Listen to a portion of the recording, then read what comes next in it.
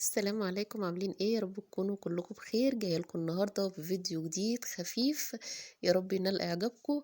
جايه لكم باقوى وصفه لازاله الدهون، الشفاطات، البوتاجازات، الميكروويف، اي حاجه فيها دهون عندك مستعصيه، انسي ان انتي ما تعرفيش تطلعيها. كل الحكايه ان انا عملت معاكم وصفه من سنه على القناه، وكانت من اجمل الوصفات اللي عملتها في حياتي بجد يا جماعه. ولا هاشتري بقى المنتجات اللي بقت أسعارها في السما ولا الكلام ده خالص. وأنا كنت عايزة أقول لكم إن أنا عاملة الوصفة دي مش بنتيجة إن أنا أعمل إزالة دهون والكلام ده، أنا كنت عاملاها أصلا المفروض إن أنا هعمل معطر ومعقم والحاجات الخفيفة ديت يعني، لكن لقيتها نتيجتها فعالة في إزالة الدهون بصراحة. جبت وقشر البرتقان اللي انتوا شايفينه دوت وحطيت عليه ملح ليمون وغليته ربع ساعة أو نص ساعة على البوتاجاز لحد ما القشر دوت داب.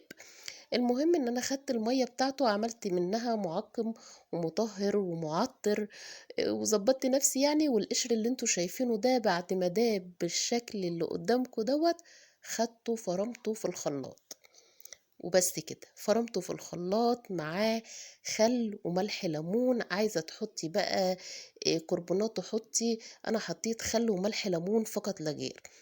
الحقيقة بقى إن أنا جيت أغسل البراد ده، فحطيت معلقتين من الخلطة اللي أنا قُلت لكم عليها دي في قلب المَيّة وسِبتهم يغلوا كده مع البراد شوية، والنتيجة بجد صدمتني.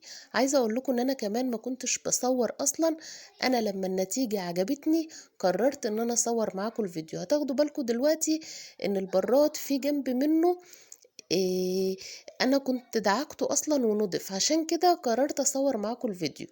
البراد كان بالشكل اللي أنتم شايفينه قدّامكم ده حرفيًا متدمّر. بس أنا عايزة أقول لكم معلومة، السيليستين اللي فيه هو اللي لونه فاتح قدّامكم فوق ده، عليه كمية دهون مش كبيرة أوي ولكن عليه دهون، إنّما الحتّة اللي في النُص السمرا اللي قدّامكم دي كانت لون أصلًا في البراد، وأنا كنت باحاول أشيلها من فترة كبيرة بس ما قدرتش بصراحة. الوصفة دي خلّتني شِلتها بمنتهى السهولة، دعكت كده زي ما أنتم شايفين وحرفيًا الدهون كانت بتتقشّر من عليه، بتتقشّر. يعني عايزة أقول لكم إن أنا كنت بادعكه بإيدي الشمال، ما خدش منّي وقت ولا خد منّي مجهود، والحتت السمرا اللي كانت لسه فيه دي أنا خدتها حطيت البراد تاني في المَيّة المغلية، ووطّيت عليه النار وسِبته لمدة كمان ربع ساعة أو تِلت ساعة أو نُص ساعة، على حسب بقى الحاجة اللي عندِك وعلى حسب الدهون اللي عليها. ودعكته زي ما أنتم شايفينه كده، والنتيجة بقى صدمتني. البراد شكله رجع جديد، كأني اشتريته بجد من جديد.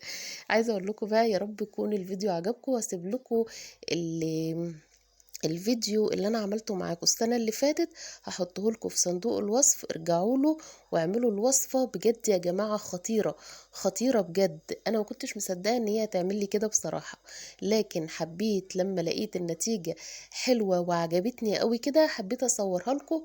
حتى لو تاخدوا بالكم أنا مش مطولة في الفيديو، لأني أنا كنت مصورة مقاطع صغيرة منه، ملحقتش أصوره بالتفصيل، ملحقتش أصوره قبل وملحقتش أصوره بعد. أنا صورته تلقائي كده فيديو يبقى صغير عشان تستفادوا بيه، ويا رب الفيديو يعجبكم، ولو عجبكم ما تنسوش اللايك.